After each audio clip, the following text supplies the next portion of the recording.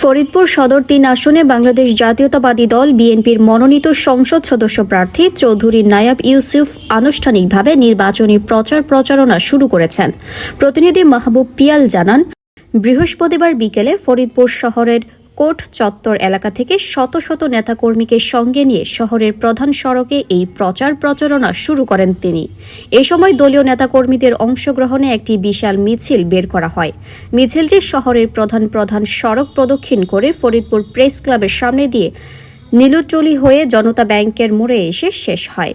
সেখানে ইমামউদ্দিন চত্বরে সংক্ষিপ্ত বক্তব্য রাখেন বিএনপির মনোনীত সংসদ সদস্য প্রার্থী চৌধুরী নায়াব ইউসুফ ও ফরিদপুর জেলা বিএনপির সিনিয়র যুগ্ম আহ্বায়ক আফজাল হোসেন খান পলাশ এবং যুগ্ম আহ্বায়ক সৈয়দ জুলফিকার হোসেন জুয়েল। বক্তব্যে এমপি প্রার্থী চৌধুরী নায়াব ইউসুফ বলেন, ফরিদপুরের মানুষ শান্তিতে থাকতে চায়, নিরাপদে থাকতে চায়। তাই ফরিদপুরবাসীর প্রতি তার ওয়াদা ও প্রতিশ্রুতি, এই শহর হবে সন্ত্রাসমুক্ত, চাঁদাবাজ মুক্ত এবং দুর্নীতিমুক্ত একটি শান্তির নিরাপদ শহর।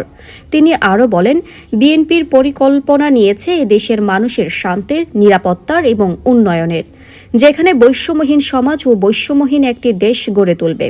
সাধারণ মানুষের নিত্যদিনের জীবন শান্তির, সুখের এবং নিরাপদ হবে, এই প্রতিশ্রুতি তার। এই সময় বিএনপি ও এর অঙ্গ সহযোগী সংগঠনের বিভিন্ন স্তরের নেতাকর্মীরা উপস্থিত ছিলেন।